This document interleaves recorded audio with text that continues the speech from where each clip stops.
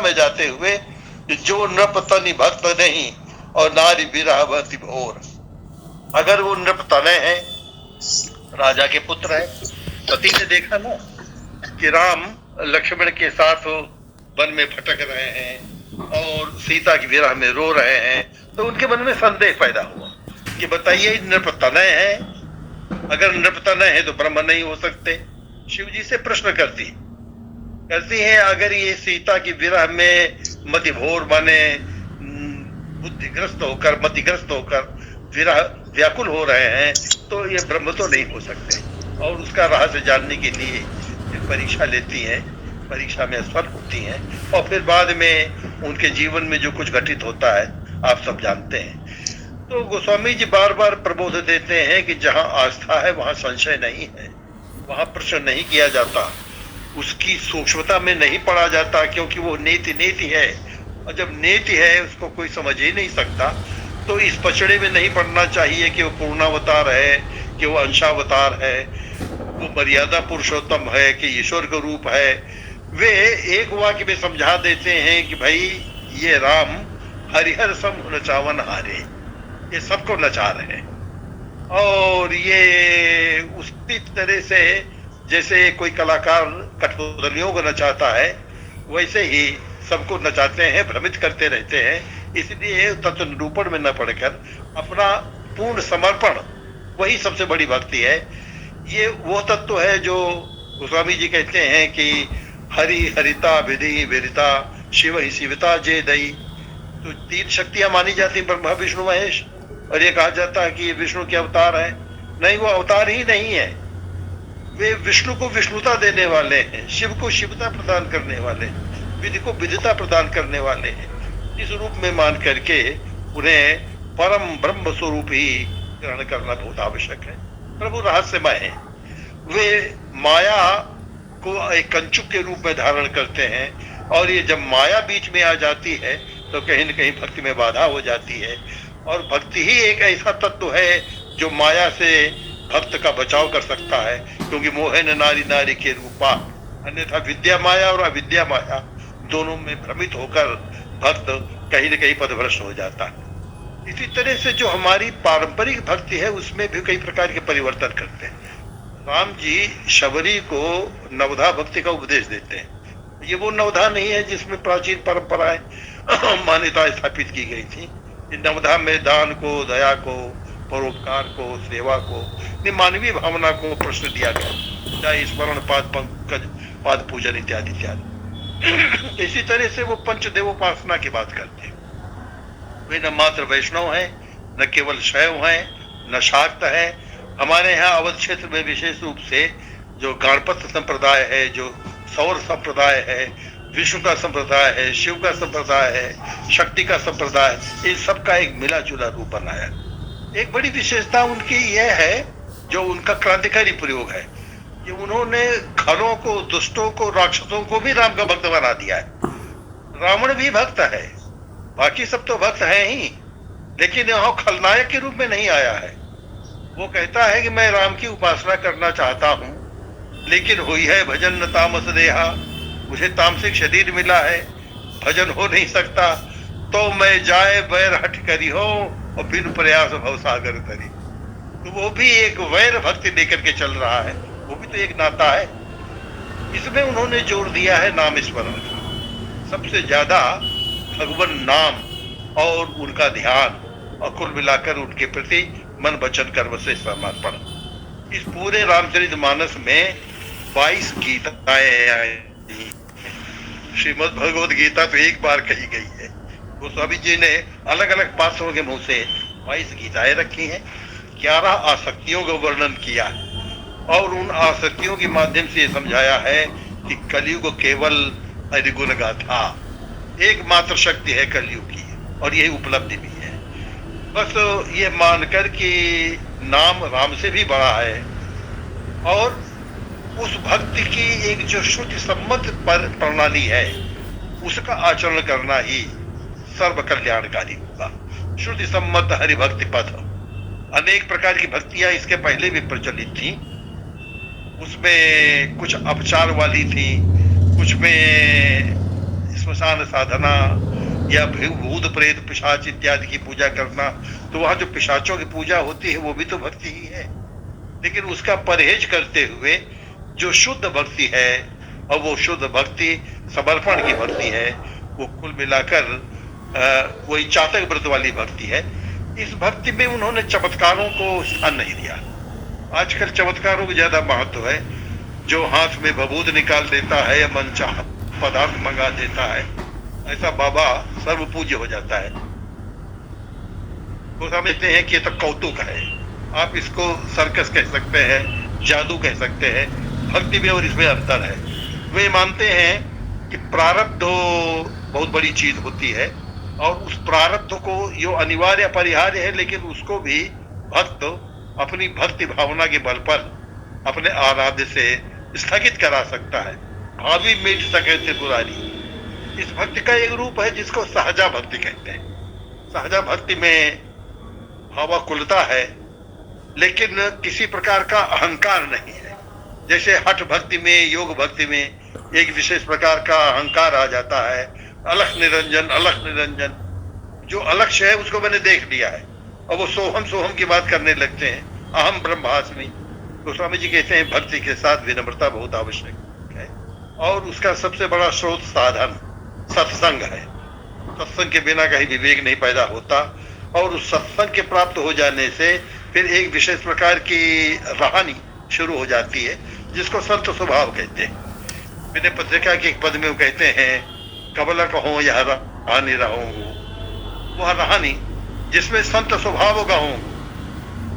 उसमें जोर दिया जाता है कि परदोष कानों से सुनकर मैं उस पर ध्यान नहीं दूंगा, उसके गुणों को ग्रहण करूंगा, और जथा लाभ संतोष सदा काहू से कछु न चाहूंगा। ये जो संत स्वभाव है, इसकी बड़ी आवश्यकता भक्ति में है। इन भक्तियों में हमारे यहाँ 4 प्रकार की भक्ति तो बहुत पहले से प्रचलित थी। दाम्पत्य, सख्य, दास्य और वात्सल्य। गोस्वामी जी ने एक 5वीं भक्ति जोड़ी है, और वो है भायप भगति। उदाहरण देते हैं कि भायप भगति भगत आचरण। भगत का जो आचरण है, भरत की जो भक्ति है, वही भायप भगति है।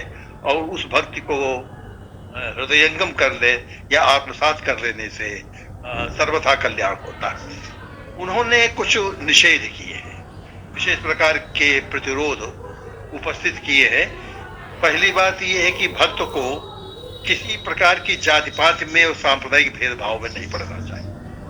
तो खुद भी कहते हैं कि मैं तो साहब को गोत होता है, गुलाम को हमारे आराध्य का जो गोत्र है वही गोत्र हमारा भी है, और इस गोत्र में किसी प्रकार की कोई छोटे बड़े वाली भावना नहीं होनी चाहिए। तो दावा करते हैं कि मैं जाति पाति ना चाहता हूँ, मुझको आप धूत कहो, वो धूत कहो, वो धूत कहो, चूल्हा कहो, इससे कोई संबंध नहीं है। मुख्य बात है कि मर्यादा का निर्वाह सर्वोपरि साधना है। मर्यादा, लोक मर्यादा, उसका जहाँ कहीं उल्लंघन होता है। उनके श्री राम बाली का जब वध करते हैं और बाली प्रश्न करता है कि मुझे आपने निर्दोष निरपराध क्यों मारा, तो दृष्टांत देते हुए कहते हैं, देखो ये जो 4 हैं, ये कन्या समचारी हृदय कुदृष्टि बिलोक है जोई, ताहि बधे कुछ पाप न होई। इनको कुदृष्टि से देखना मर्यादा भंग है, और जहाँ कहीं मर्यादा भंग हो रहा हो वहाँ राजा का और कुल मिलाकर जो भी शील का रक्षक हो उसका एक धर्म हो जाता है। धर्म की व्याख्या करते हुए उन्होंने बड़े विस्तार से उसका एक उदार दृष्टिकोण प्रस्तुत किया। युद्ध करने चलते हैं और इंद्र जब रथ भेजने का प्रस्ताव रखते हैं तो कहते हैं कि इस रथ से क्या होगा, हमें तो धर्म रथ की आवश्यकता है, हर मनुष्य को धर्म रथ की आवश्यकता है। सौरज धीरज सहित रथ चाका चौलशील ध्वजा पताका, और उस धर्म रथ के जितने उपकरण हैं उनकी बड़े विस्तार से व्याख्या करते हैं। इसी तरह से जहाँ प्रतिरोध की आवश्यकता हो जाती है, ये भी किसी कवि का या किसी विचारक का कर्तव्य हो जाता है। राम कथा लिखते हुए वाल्मीकि ने तो आदि कवि है, और बारंबार गोस्वामी जी ने उनकी वंदना की है, बारंबार उनके दर्शन भी किए हैं, गुरु रूप में भी उनको अरण्य कांड में उनके आश्रम में जाते हैं, और गोस्वामी जी भी उनके प्रति बहुत प्रणत है। लेकिन वाल्मीकि कभी कभी ज्यादा मुंहफट हो जाते हैं, बहुत स्पष्ट भाषी हो जाते हैं, और उतने स्पष्ट हो जाने से मर्यादा भंग हो जाती। जैसे लक्ष्मण को जब सूचना मिलती है कि दशरथ ने श्री राम को वनवास की आज्ञा दी है, तो दशरथ कुपित हो जाते, पहुंचते हैं श्री राम के पास, उनको कहते हैं कि चलो तुम मेरे साथ और चल करके सिंहासन पर बैठो, और मैं धनुष लिए हुआ खड़ा हूं। वो राजा स्त्रैण हो गया है, उसकी बुद्धि विकृत हो गई है, मैं उसको बंदी बना लूंगा और दूसरों का वध कर डालूंगा, इत्यादि इत्यादि। इस प्रकार के वचन पुत्र के मुंह से शोभनीय नहीं होते। हो सकता है तथ्य हो, लेकिन तथ्य ही सर्वत्र प्रस्तुत नहीं होता है, उस तत्व को समय अनुकूल बनाकर रखना होता है। इसी तरह गोस्वामी तुलसीदास जी इस प्रसंग को उठाते हैं। यहाँ तो नहीं, जब सुमंत्र वन में पहुंचाकर लौटने लगते हैं तो वहां भी लक्ष्मण कुपित होकर कुछ कड़वी बातें कहते हैं। अब उसी को देखिए मर्यादा पूर्वक गोस्वामी जी कैसे बदल देते हैं। वो कहते हैं कि कहीं लखन कछ अनुचित वाणी, लेकिन वो अनुचित वाणी क्या थी उसका वर्बेटम नहीं दिया है। वर्बेटम देते तो खुद मर्यादा भंग हो जाता। प्रभु वर्ज्योवत अनुचित जानी, श्री राम ने उनको वर्जित किया, रोका, ऐसे नहीं कहा जाता। इसी तरह से मारीच जब छल करता है और राम लक्ष्मण का नाम पुकारते हैं, सीता कहती है जाओ वन में, भाई के सामने संकट है। लक्ष्मण उन्हें समझाते हैं तो सीता कुपित हो जाती है। वाल्मीकि बहुत साफ साफ लिख जाते हैं कि तुम्हारी नीयत खराब है, तुम चाहते हो कि राम मारे जाएं और मेरे ऊपर तुम अधिकार कर लो, इत्यादि इत्यादि। गोस्वामी जी उसको व्यंजना में कहते हैं मरम वचन सीता जब बोला। ये होता है बड़े कवि का और कुल मिलाकर एक नीति प्रवण कवि का अंतर। एक की ऐतिहासिक दृष्टि है, दूसरे की सांस्कृतिक दृष्टि है। वाल्मीकि की महत्ता को नतशीर होकर स्वीकार करते हैं, लेकिन जहां कहीं संशोधन करना होता है उसमें नहीं चूकते। उसी तरह कालिदास संस्कृत के महान कवि हुए। कालिदास ने कुमार संभवम में पंचम सर्ग में शिव और पार्वती के संभोग का वर्णन कर दिया। रसिक कवि थे, मन नहीं माना। यहाँ जब शिव की वंदना होती है शिव विवाह के बाद, तो गोस्वामी जी वही प्रकरण याद दिलाते हैं और वो कहते हैं कि देखो, माता पिता का श्रृंगार वर्णन करना ये पुत्र के लिए शोभनीय नहीं होता है, मर्यादा का ध्यान रखना होता है। और ये कहते हुए कालिदास की उस बात को निरस्त कर देते हैं। ऐसे ही दर्शन के क्षेत्र में आप देखें, आदिगुरु शंकराचार्य, उनसे बड़ा दार्शनिक तो इस देश में नहीं। एको ब्रह्म द्वितीयो नास्ति सर्वदम खलुदम ब्रह्म इत्यादि इत्यादि स्थापनाएं वो करते हैं और ब्रह्म जीव जगत तीनों का त्रिधा विभाजन करते हैं। गोस्वामी जी को ये विभाजन बहुत सही नहीं लगता है। वो कहते हैं को का सत्य, झूठ का को, जुगल प्रबल को माने, तुलसीदास परिहरे तीन ब्रह्म। ये तीनों ब्रह्म है। अरे जब सब ब्रह्ममय हो गया तो फिर इसमें माया कहाँ आई? माया भी तो ईश्वर की ही अनुचरी है, तब फिर जगत को उससे भिन्न क्यों माना जा रहा है? मेरे कहने के तात्पर्य है कि वो चाहे संस्कृत के दार्शनिक आचार्यों कवियों की बात हो, चाहे दार्शनिकों की बात हो, गोस्वामी जी उसमें यथासंभव समुचित संशोधन लगाते हुए चलते हैं। इसी तरह से हिंदी कविता में जो उनकी पूर्ववर्ती परंपरा थी, उसमें सिद्ध थे, नाथ थे, संत थे, सूफी थे। इनसे कहीं कहीं सहमत भी है, कहीं कहीं असहमत भी है। सिद्धों ने जो वज्रयानी परंपरा अपनाई थी, बौद्ध धर्म का जब पराभव हुआ और उससे कौलाचार और स्मशान साधनाएं, इस तरह के अशुभ साधना पद्धतियां शुरू हुई, तो उससे समाज में वितरणावाद पैदा हो गया।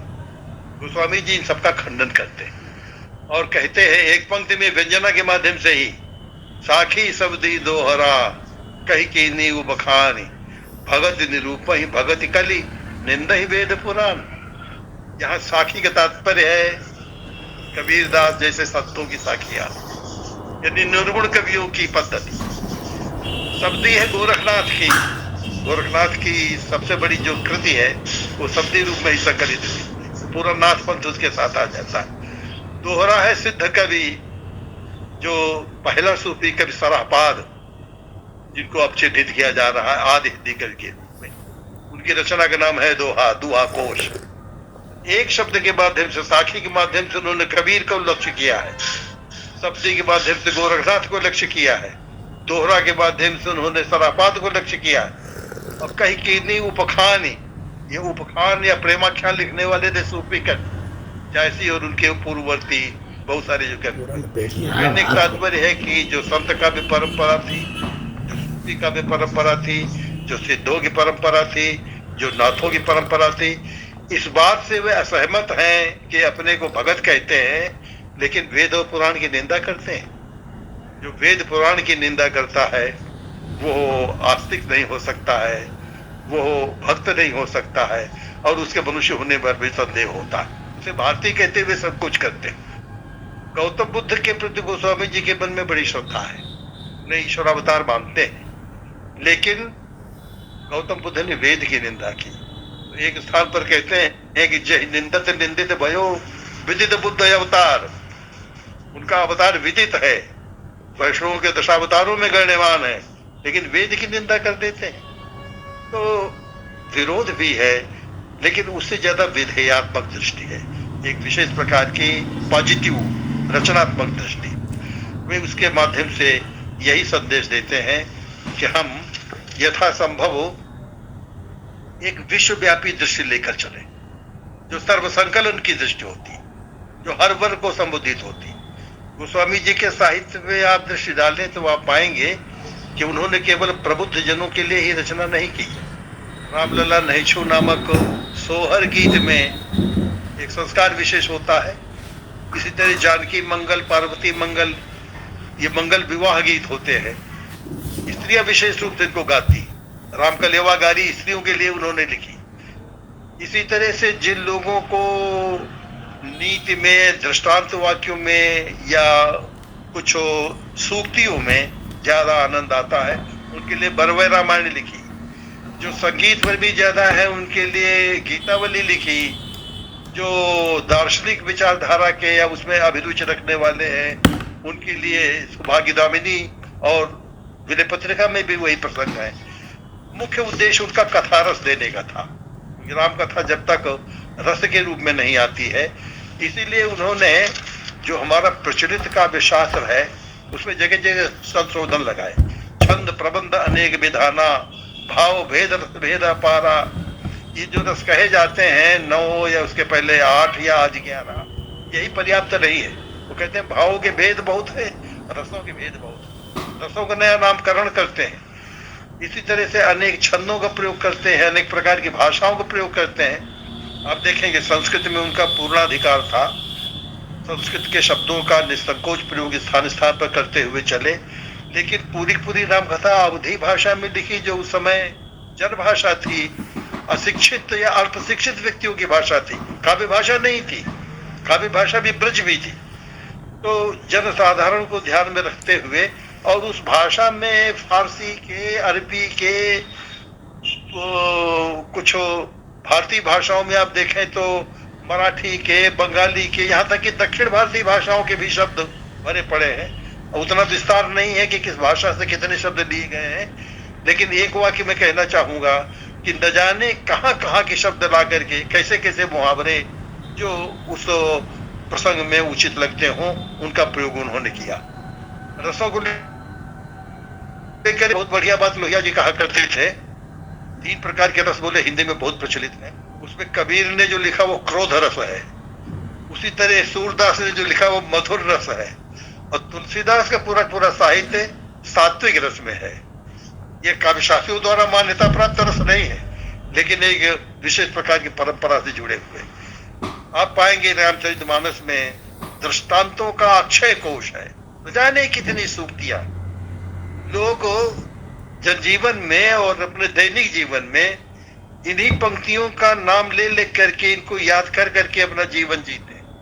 कहीं असफलता प्राप्त होती है, मान लीजिए बहुत प्रयास किया लेकिन यथोचित यथेष्ट सफलता नहीं मिल पाई, तो ये कहकर हम संतोष प्राप्त कर लेते हैं, तो यह वह जो राम ने चला था। और इससे एक विशेष प्रकार की सांत्वना मिलती है। बजाय कुंठा में जाने के हम जीवन को जीने का एक नया उत्साह और फिर से एक नया हौसला पैदा कर लेते हैं। ऐसी अपनी रचनाओं के माध्यम से, अपने ऐसे चरित्रों के माध्यम से गोस्वामी जी ने आदर्शों की स्थापना की। इतने आदर्श और कोई दूसरा नहीं जुटा पाया। पिता का आदर्श क्या है, पुत्र का आदर्श क्या है। पूरी कथा में आप देखें, श्री दशरथ ने अपने मुंह से कही वनवास की आज्ञा नहीं थी, लेकिन उनका इंगित राम समझ जाते हैं और समझ करके दूसरों को भी समझाते हुए कहते हैं कि देखो भाई, अनुचित उचित विचार तजिजे बाल पितु बैन ते भाजन सुख सोय सके बस हमारे पति आए। पुत्र को यह अधिकार नहीं है कि पिता के कथन का वो विचार विमर्श करे कि इन्होंने ठीक कहा कि गलत कहा। वो अनुचित उचित विचार के परे होता है। और ऐसा व्यक्ति जो मानकर चलता है कि पितु आय तो सब धर्म का टीका, सब धर्मों से बड़ा धर्म है पितृ, उसकी पूजा, उसकी आज्ञा का पालन। तो पिता पुत्र का आदर्श क्या हो सकता है रामचरितमानस में। दूसरे भ्रातृ प्रेम का आदर्श आप देख लीजिए।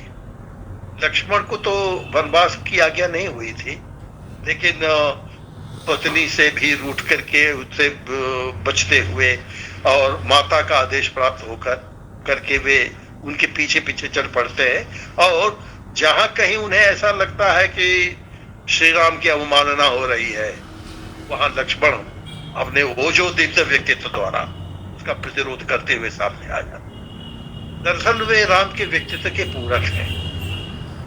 अवतारी होते हुए भी राम में जो ईश्वर तत्व है उसके कारण वे तामस विचार नहीं धारण कर सकते। क्रोध एक तामस विचार है। उसकी पूर्ति के लिए अपनी इस लीलावतार में लक्ष्मण का उपयोग करते हैं। जहां कहीं राम का अनिष्ट होता दिखता है वहां वे क्रोध के स्थिति में आ जाते हैं। और भरत को तो कहते ही है कि जैसा भ्रातृ प्रेम का आदर्श और दूसरा कोई नहीं हो सकता। आज लोग अधिकार छीनने पे आमादा है। और आज क्या, जिन दिनों ये कथा लिखी जा रही थी उस समय मुगल काल का इतिहास साक्षी है। भाई भाई की हत्या किए दे रहा था, पुत्र बाप को जेल में डाले हुए था, बाप बेटों को अधिकार से वंचित कर रहे थे। उसी प्रसंग में आप देखें ये चारों भाई, वहां राज्य हड़पने का संघर्ष हो रहा था, यहाँ राज्य एक दूसरे को सौंपने के लिए विवाद हो रहा। ये जो आदर्श है, सामाजिक आदर्श, पारिवारिक आदर्श, नैतिक आदर्श, भावनात्मक आदर्श, उसकी पराकाष्ठा आपको इसमें दिखाई देती है। स्त्री धर्म की पराकाष्ठा तो सीता के सतीत्व से, उनकी पत्नीत्व से, उनके पातिव्रत्य से ही है। राम का भी एक पत्नी पर स्त्री के प्रति, उसकी मर्यादा के प्रति गोस्वामी जी बहुत सावधान रहे। केवल आर्य वंश की ही नहीं, राक्षस कुट की स्त्रियों का भी जो उन्होंने मान सम्मान रखा है। सुलोचना को जिस साध्वित्व के स्तर पर पहुंचाया, मंदोदरी की बड़ी सराहना उन्होंने की। राक्षस कुल की स्त्रियां हैं, लेकिन तो भी उनकी पूरी रक्षा करते हुए, मर्यादा की रक्षा करते हुए दिखते। इसी तरह से इस कथा के माध्यम से विश्व विभीषिका, जो संसार का भौतिक संकट है, उसका निवारण कैसे किया जा सकता है, ये मार्ग उन्होंने सुझाया है। एक विशेष प्रकार की विचारधारा दी जिसको हम तुलसी मत कहते हैं। अब आप देखें, ये विडंबना की बात है कि नहीं, यहाँ कबीर पंथ हो सकता है, गोरख पंथ हो सकता है, दादू पंथ हो सकता है, नानक पंथ हो सकता है। जितने कवि और विचारक थे सबके अपने अपने पंथ बने, उनके बाद है, गांधीवाद है, मार्क्सवाद है। तुलसी का कोई ऐसा पंथ नहीं था जिसको हम तुलसी मत कह सकें, उनकी अपनी विचारधारा मान सके। एक भ्रांति फैला दी गई कि गोस्वामी जी तो समन्वयवादी थे, और समन्वय का मतलब है कि उनका अपना कुछ नहीं था, सबका थोड़ा थोड़ा ले लिया, सर्व संकलन कर लिया। ये सही है कि उन्होंने बहुत सारे स्रोतों से यह कथा और कथा के साथ साथ अपने नीति वचनों का चयन किया है, लेकिन इससे उनकी मौलिकता प्रभावित नहीं हुई। मौलिकता संकलन में से सर्वश्रेष्ठ को चुन निकालने की होती, इसको ग्रहण और त्याग करने का विवेक कहा जाता है। जिनको ग्रहण करने और त्याग करने का विवेक नहीं होता, वे केवल ढेर लगा सकते हैं, उसके बीच से समाधान नहीं खोल सकते। गोस्वामी जी ने बहुत सारे तत्वों का, विरोधी तत्वों का समन्वय संकलन किया है, निर्गुण और सगुण के बीच समन्वय किया है। ज्ञान और भक्ति के बीच समन्वय किया है, वेद शास्त्र और लोक के बीच समन्वय किया है, शिव और वैष्णव के बीच समन्वय किया है, राम और कृष्ण के बीच समन्वय किया है, संस्कृत और हिंदी भाषा के बीच समन्वय किया है। समन्वय की दृष्टि उनकी बहुत व्यापक रही है, पर इसका तात्पर्य ये नहीं है कि वे अपना कोई निश्चित मत नहीं बना पाए, मन कुल मिलाकर दुविधा में रहे, ये भी ठीक है, ये भी ठीक है। अंततः दोनों में अभेद स्थापित करते हुए आप विचार करके देखिए कि निर्गुण और सगुण में अंततः पुष्टि सगुण की ही की है, ज्ञान और भक्ति में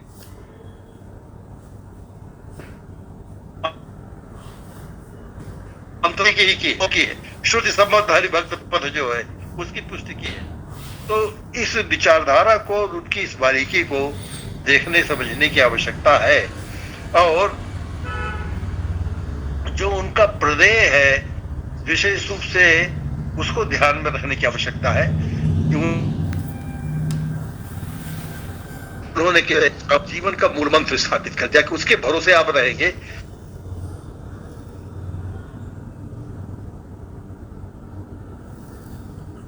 आवाज नहीं आई उस समय जो विभीषिका व्याप्त थी, सिग्नल प्रॉब्लम है। दोनों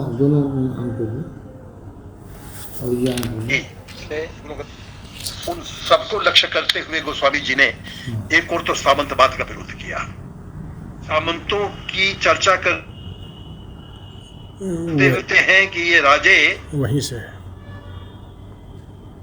ये भूमि चोर है, दूसरे कहते हैं प्रजाशन है, प्रजा का अशन करने वाले, मतलब भक्षण करने वाले, तीसरे वो कहते हैं कि विलासी और भोगी हो गए हैं।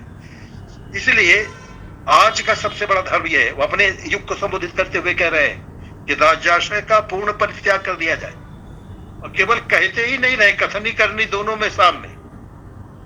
ये जनश्रुति ही है, लेकिन पुष्ट है, प्रमाण पुष्ट है कि जहांगीर ने उनको अपने साथ सम्मिलित करने का, मनसबदार हो जाने का निमंत्रण भेजा था, और गोस्वामी जी ने 2 टूक उत्तर देते हुए लिखा था, हम चाकर रघुवीर के लिखो पढ़ो दरबार, तुलसी अब का हो के नरको मनसबदार। तो मुगले आजम हो सकते हो, लेकिन हो तो नर, नश्वर मानव, और जो मर्त्य मानव है उसका मैं दास होऊंगा, कतई नहीं। और बड़ी आत्म प्रबलता के साथ, बड़े मनोबल के साथ उत्तर देते हैं कि 3 गांठ को पीन में बिन भाजी बिन लोन, तुलसी बन संतोष जो इंद्र बापू रोको। तुम कौन हो? देवाधिदेव इंद्रदेव। अगर 3 गांठें लगाने भर की कोपीन लंगोटी साथ हो, और रूखी सूखी रोटी बिन भाजी बिन लोन खाने को मिल जाए, तो एक मनोराज्य में हम रहते हैं, उसके आगे राजाश्रय किस काम का होता है।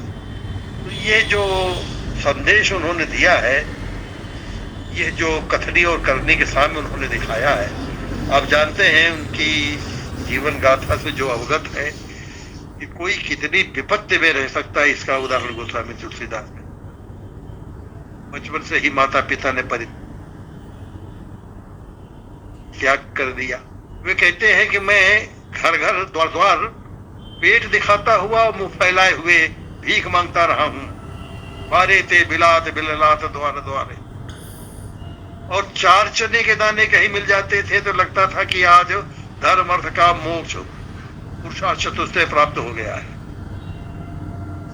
उस समय एक मंदिर विशेष में जहां कहीं रह रहे थे, उसको महावीरी कहते हैं, महावीरी पर जो चने चढ़ाए जाते हैं, उसी 4 चने के दाने से अपना पेट भरने वाले, इतनी गरीबी की पराकाष्ठा।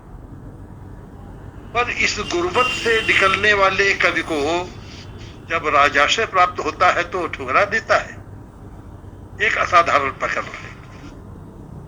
उपदेश के रूप में हम भले दूसरों कह दें, लेकिन इस लोभ से और इस महत्वाकांक्षा से परे हो जाना, गोस्वामी जी उसका उदाहरण देकर कहते हैं। दरअसल वही साहित्य और वही कार्य मान्यता प्राप्त करता है और सर्वप्रतिष्ठित होता है, इसकी कथनी और करनी भी अंतर नहीं होता है, जो स्वयं उसका रोल मॉडल बन जाता है। तो स्वामी जी की सबसे बड़ी विशेषता, जिस शक्ति से उन्होंने रामचरितमानस को अंतिम पुराण काव्य के रूप में प्रस्तुत किया है, जिस शक्ति से उनका रामचरितमानस शास्त्र परंपरा का अंतिम शास्त्र बन गया है, जिस शक्ति से रामचरितमानस का एक एक शब्द जैसे मंत्र जैसा हो गया हो, शक्तिशाली हो गया हो, उसका यही सबसे बड़ा आधार है। वो केवल अध्येय ग्रंथ नहीं है, आराध्य ग्रंथ है, इबादत के रूप में पढ़ा और सुना जाने वाला ग्रंथ है। तो ऐसे रामचरितमानस के विभिन्न प्रसंगों पर भिन्न भिन्न पक्षों पर विचार विमर्श करते रहना, दरअसल पारायण भी भक्ति का ही एक माध्यम है। और कहते हैं कि जिसके निकट संपर्क में रहकर ध्यान किया जाता है, वो कहीं न कहीं मन में, वचन में और कार्यों में चरितार्थ हो जाता है।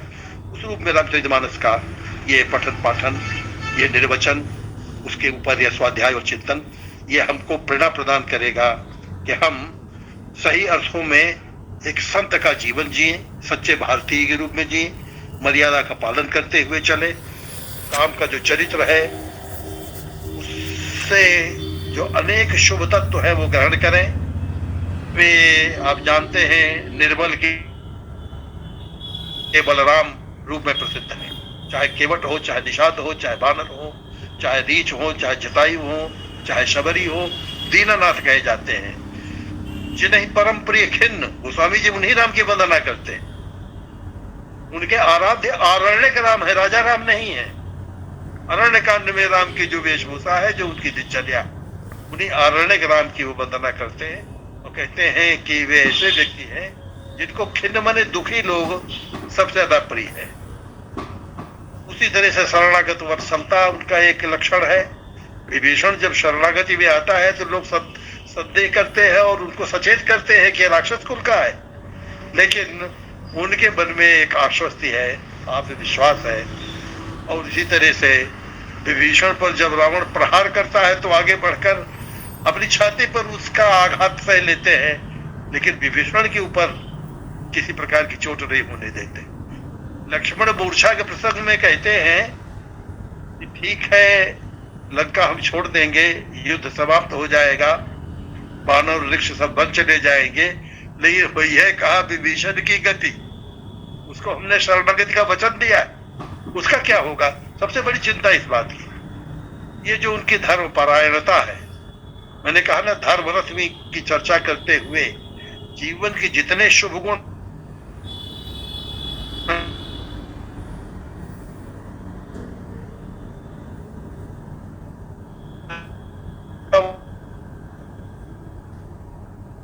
एकत्र स्मरण कर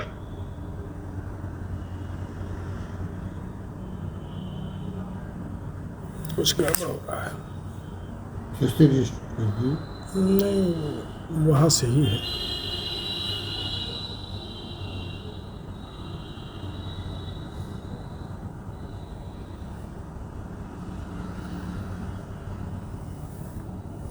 सिग्नल आ रहा है। पूरा निचोड़ बन जाना तो कानन सत अवध समान। उत्तर यही देते हैं। रास्ते में पूछा जाता है तो कहते हैं कि पिता दीन मोहि कानन राजू। पिता ने जंगल जाने का दंड नहीं दिया है, कानन का राज दिया है, जंगल का राजा मुझे बना दिया है।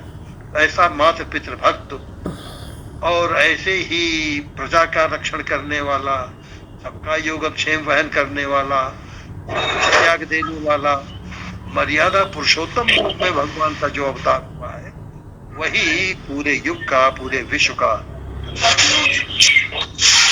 भी है, जो मानव भी है, भिन्न भिन्न रूपों में, वो आज की प्रजातांत्रिक व्यवस्था में सबसे उपयुक्त है। श्री राम अपनी प्रजा को और अपने बंधुओं को कई बार प्रबोध देते हैं। देश आंखों भाई तो मुझे बरजो भाई भी सराई, अगर कहीं गलत बात कह जाऊं तो मुझे टोक देना। उनका कोई आतंक नहीं है, राजा देश नहीं दे रहे, फ्रेंडली जिसको कहते हैं, मैत्री के व्यवहार करते हैं पूरी सदाशयता के साथ। वे परम प्रेमी भी है, एक पत्नी व्रत भी है, पति भी है। जानकी उनको इतनी प्रिय है, गोस्वामी जी उदाहरण देते हैं, कहते हैं अतिशय प्रिय करुणा निधान की, साधारण प्रिय नहीं, स्वयं एक जगह परिचय देते हुए कहते हैं कि सत्य प्रेम कर मम और तोरा, जान ही प्रिया एक मन मोरा, सो मन रात सदा तो ही पाही। इतनी निष्ठा के बावजूद अब गोस्वामी जी ने तो सीता वनवास का प्रकरण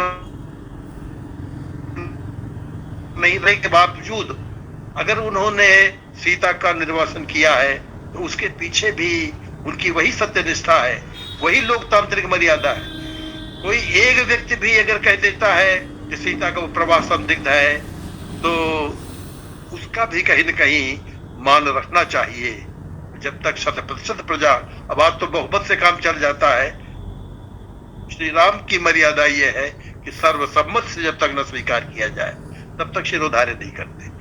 एक जगह प्रसंग में कहते हैं कि राम ने मर्यादा के पीछे प्रिय तजी बने अपनी स्त्री को त्याग दिया और बंधु तजो अपने भाई को त्याग दिया। ये उत्तर राम कथा है। श्री लक्ष्मण का त्याग उन्होंने कैसे किया था, जानकी का निर्वासन उन्होंने कैसे किया था, इसका संकेत दूसरे ग्रंथों में किया है, रामचरितमानस में नहीं किया। तो मर्यादा के पीछे जो अपने प्राण प्रिय भाई को भी त्याग सकता हो, जो पत्नी का भी निर्वासन दे सकता हो और जो छात्र धर्म का निर्वाह करता हो। अब अरण्य कांड में गए, वहां प्रसंग आप जानते हैं, लोग दिखाते हैं कि जो अष्ट समूह है ऋषियों मुनियों का है, राक्षसों ने इनको खा डाला है, मार डाला है, तो तुरंत उनका छात्र धर्म जागृत हो जाता है। प्रतिज्ञा करते हैं कि निश्चरहीन करो मैं वो जो उठाए प्रण की। इस रूप में वे लोक कल्याण करने वाले, वे अत्यंत विनयशील, अत्यंत दृढ़ प्रतिज्ञ, अत्यंत शक्तिमान, एक बहुत बड़े चिंतक। मैंने कहा ना, नवधा भक्ति का चिंतन करते हैं, उसी तरह से रामचरितमानस में निर्गुण सगुण की चर्चा करते हुए, ज्ञान भक्ति की और माया की चर्चा करते हुए, संत और असंतों की चर्चा करते हुए 4 बार श्री राम जी उपदेश देते हैं। तो ऐसे विभिन्न मानवीय गुणों से परिपूरित भी है, इन तमाम शुभ आदर्शों से वह अलंकृत है और कहते हैं कि मानवता ही अपने परिपूर्ण रूप में ईश्वरत्व का धारण कर लेती, वही आदिदैवत सत्ता बन जाती। तो चाहे उस रूप में देखें कि ईश्वर ने अवतार लिया और चाहे इस रूप में देखें कि मानव ने ईश्वरत्व प्राप्त कर लिया पहुंच करके। और विश्व की जितनी समस्याएं हैं, यवनों द्वारा उस समय सताई जाती हुई प्रजा को उन्होंने आश्वस्त करते हुए कई बार कहा।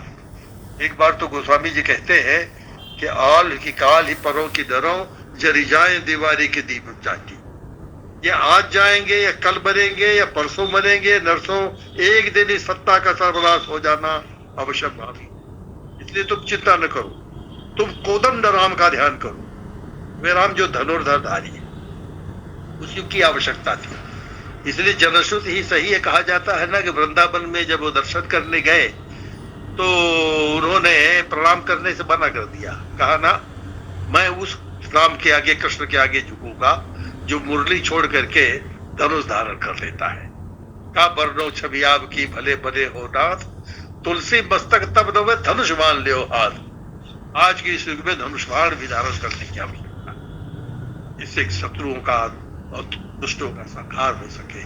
लोक मंगल के लिए संहार भी आवश्यक है, सृजन भी आवश्यक है, दोनों तत्वों से परिपूरित। यह संदेश दे करके वो आश्वस्त करते हैं, सीधे युद्ध करके हम इन पर धर्मावलंबियों और आक्रमणकारियों का नाश नहीं कर सकते थे। आवश्यक था सत्याग्रह। अपनी जगह पर डटे रहेंगे, हम अपनी उपासना से विमुख नहीं होंगे, अपनी आस्था से नहीं डिगेंगे, अपने धर्म से वंचित नहीं होंगे, अब धर्मांतरण नहीं करेंगे, चाहे कितनी शक्तियां हो। अंत तक मांग के खाइबो और मसीद को सोइबो, ये गोस्वामी जी का व्रत बना रहा। ये मसीद कौन है जहां वो सोते थे? आज वही है जहां श्री राम जी का जन्मभूमि मंदिर बन रहा है, अयोध्या की वही मसीद। वरना कोई हिंदू और खासतौर से वैष्णव भक्त मस्जिद में सोने नहीं जाता है। सत्याग्रह के रूप में मसीद को सोइबो और भिक्षाटन करके किसी तरह पेट भर करके अधिक से अधिक उपदेश देते हो। इसलिए आप ये स्वीकार करेंगे कि रामचरितमानस एकांत में बैठकर की गई हुई साहित्य सर्जना नहीं थी, यह आंदोलन था, युग आंदोलन था। घूम घूम कर गोस्वामी जी इसका वाचन पूरे क्षेत्र में करते रहे हैं। इसे शब्द रूप में रामलीला का प्रवर्तन करते हुए उसे नाटक रूप में और अपने अन्यान्य ग्रंथों की रचना करते हुए सूक्तियों के रूप में, प्रबोध के रूप में, नीति वाक्यों के रूप में पूरा जनजीवन राम में बन जाए, यही उनकी सबसे बड़ी चेष्टा थी। और निश्चय ही इतिहास के इस दौर में आप स्वीकार करेंगे कि अगर रामचरितमानस न होता, लखनऊ के एक रीतकालीन कवि थे बेनी कवि, उनका एक बड़ा सुंदर छंद है, कहते हैं अंतिम पंक्ति उसकी यह है कि जो पे यह रामायण तुलसी न गावतो, वेद मत शोधि शोधि शोधि कह पुराण समय संत वो संतन को भेद भी लगावतो। बाकी तो सब है कि उनका कार्य क्या है, उनका प्रदेय क्या है। आखिर में है कि रामचरितमानस न कहा होता तो क्या होता, तो या तो 100% धर्मांतरण हो गया होता, या बहुत बड़ी संख्या में आत्महत्याएं हो गई होती, सनातन समाज आत्मसंहार कर लिए होता, माने सब कुछ अस्त व्यस्त हो गया होता। एक कलम के बल पर अगर वो तलवार हारी है तो उसका बहुत बड़ा श्रेय रामचरितमानस को है, जिसने जन जन को उस दिशा में प्रेरित किया, प्रभावित किया और धर्म ग्रंथ का रूप धारण कर लिया, जिसके सहारे जीवन जिया जा सकता। और ग्रंथ भी बड़े महत्वपूर्ण हैं, उनमें दार्शनिक विचारधारा की या नीति वचनों की कमी नहीं है, लेकिन युगानुकूल देश काल और परिस्थिति को देखते हुए सर्वोपयुक्त जो निर्देश और जो दिशा दृष्टि दी जा सकती थी वो रामचरितमानस में है। उसके बावजूद आप देखें 500 वर्ष बीतने को आए, अभी तक वो कालातीत नहीं हुई, अभी तक वही समस्याएं और वही समाधान आपके काम आते हैं और बराबर आते रहेंगे, क्योंकि वो एक कल्प कृति है, वो एक कालजयी कृति है और वो साहित्यिक रचना होने के साथ साथ उत्तर भारत के लोकमानस का धर्म ग्रंथ बन गया है। ऐसी कृति पर जितनी भी चर्चा की जाए वो कम है। आप इस क्रम को आगे बढ़ाए रखें, यही मेरा अनुरोध है। इन्हीं शब्दों के साथ मैं आप सबको